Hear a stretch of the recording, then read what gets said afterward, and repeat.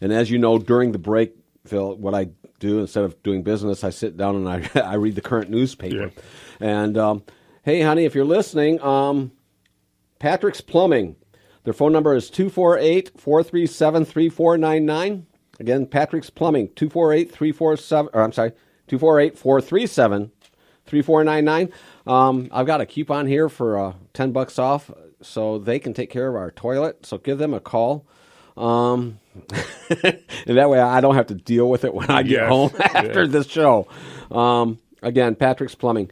They do about everything. I'm sitting here looking at this. They do everything. Plumbing installs,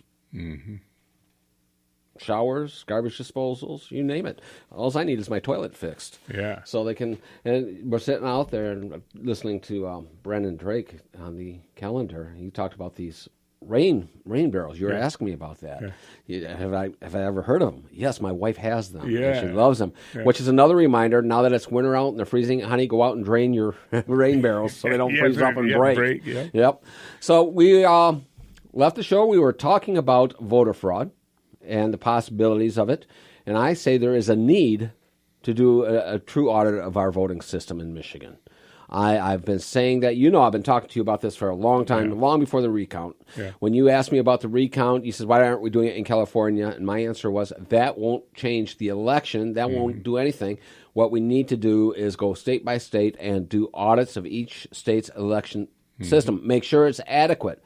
And find a way from keeping the electoral officials, those who close out the day of voting, and make sure there's no way that they can tamper with the election, because I honestly believe this happens. Yeah, because I know for a fact that there's things that go on in the centers where they're voting. Because, like, it happened to me, I was if a lot of other people had to come in and the clerk said what they said to me, they may have left without voting.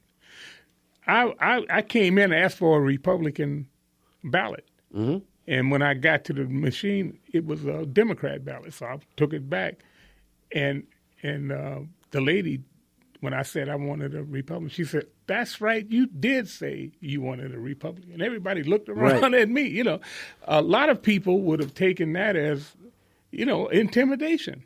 And but They were conservative shaming you. Yeah. Is what they were doing. Exactly. Because they're making you feel bad because you're conservative. Yeah. Hey, look, he said he wanted a Republican ballot here. Yeah.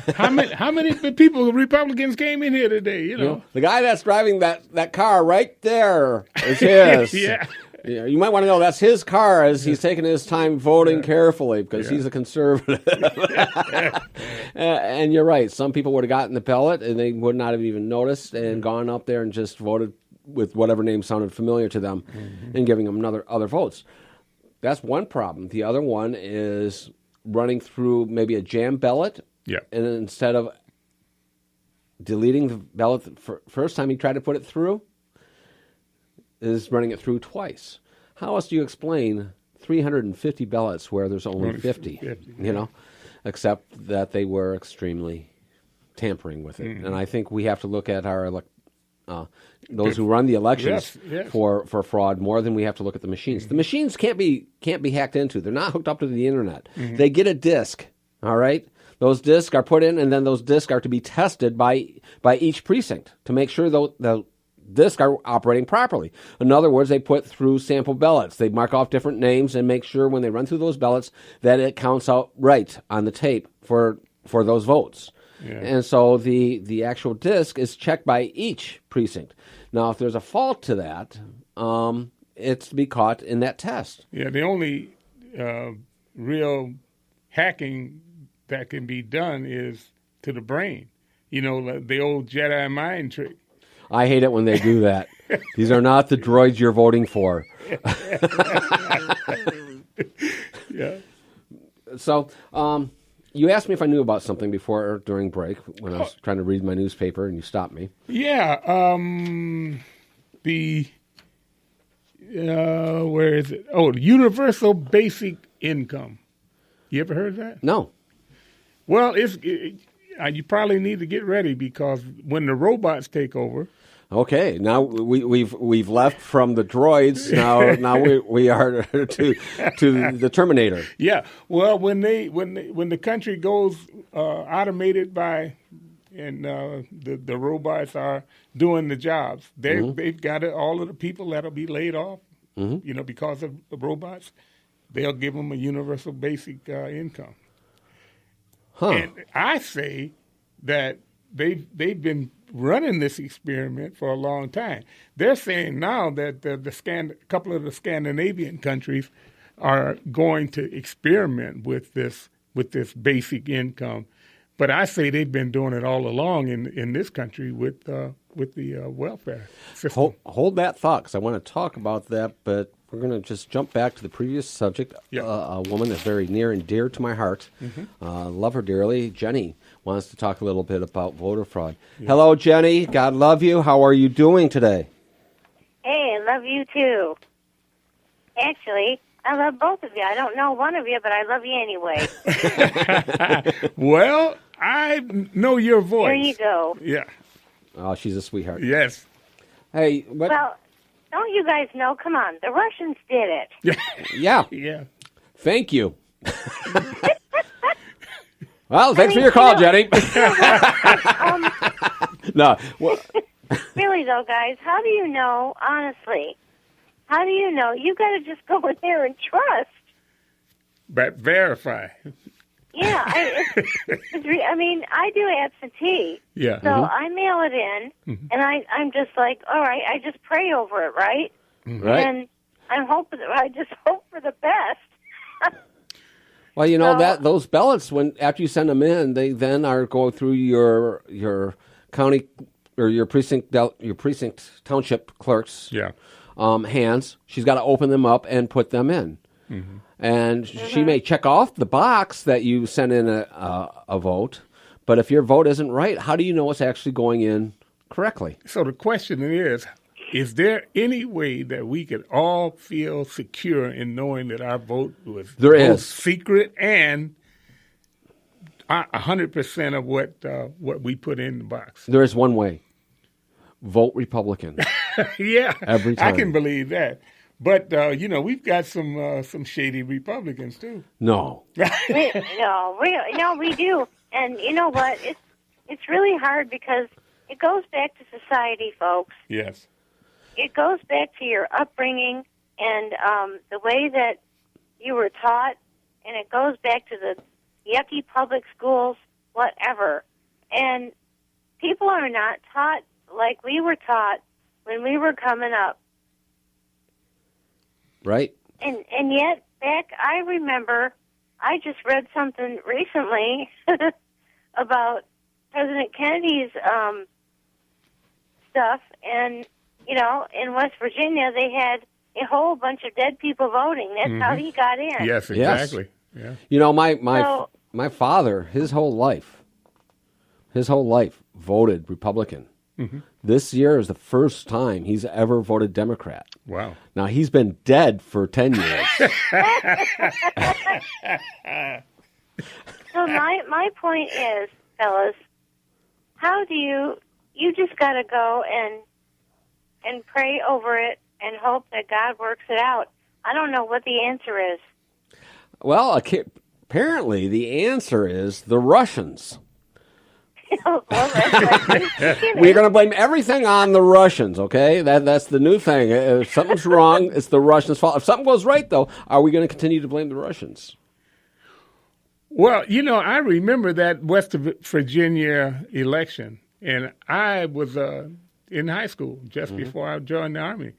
And but I knew about the fraud that went down in West Virginia and in Chicago, and so today it doesn't seem to me that the children are getting the information to them. A lot of young people know absolutely nothing about the good work that is done by the Electoral College. I mean, this election here should prove to everybody how important that was. Hey, Jenny, first of all, I'm going to ask you to do me a favor. Tomorrow, when you see Pastor Max, give him a big hug and tell him I'm praying for him. I will. I always do. I try to give them one every week. Well, give them one for me, too. So that way you're going to have to give them 2 hugs. And thank you for calling. Okay, on line 2. No problem. On line 2, we have Jane who wants to talk about voter ID. Welcome to The Drift. Hi. Nice to talk to you. Nice talking to you. I just wanted to comment on something and make people aware of what's one of the problems that doesn't get a lot of publicity, and that is the issue having to do with showing ID at the polls. I've worked at the polls for every election, or I've been at every election in various capacities from 2008, 10, 12, 14, and this past year, 2016. So you only work the polls on even number of years. Yes. I've been at the end, and so I've seen this personally numerous times. And one of the big problems that we don't hear about is the law says that you have to show ID. Right. There's no requirement that the ID that you show has to be the same name as the person on the registration log that you claim to be. Good point. And in 2012, I was very bent out of shape about this because people were showing up with a voter with a name with one spelling on the driver's license, and we had a different name with a slight variation or sometimes a major variation of the same spelling on the voter log. And whenever this got questioned, they ended up getting ballots anyway. Some of them got provisional ballots, but we never had any guidance as to how much discrepancy in the ID you showed and the name on the voter registration log would be allowable. Huh.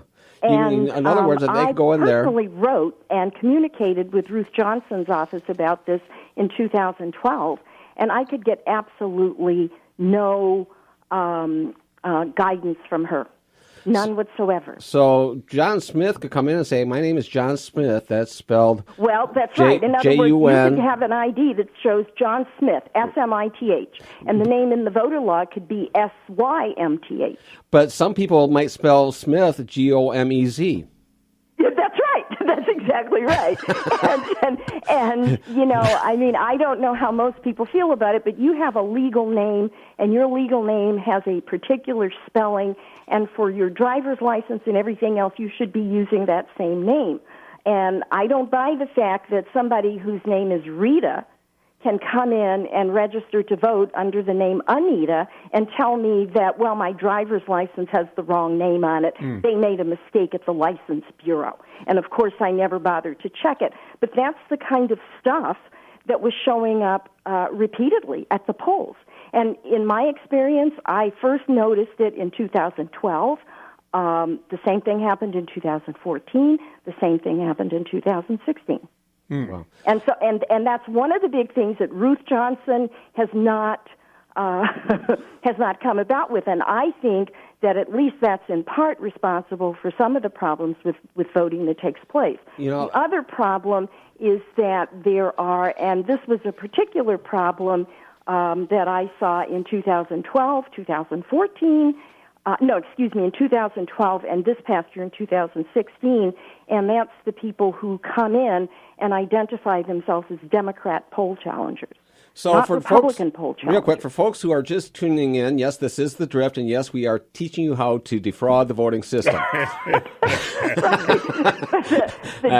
if you want to know how to do it, just listen to The Drift, and we'll fill you in exactly on how to cheat the voting system. Right. The Democrat poll challengers come in, and they never challenge. I have not seen them on one occasion ever challenge the right of someone trying to register to vote to cast a vote. Instead, they challenge the Republicans. Mm-hmm. So if the Republican poll challenger says, gee, you've given us an ID that says John Smith, and this registration says Juan Smith. Gomez, right. I challenge this vote, the Democrat poll challenger will come up, get very loud, make a scene, and shout out, this person is saying that you aren't who you say you are.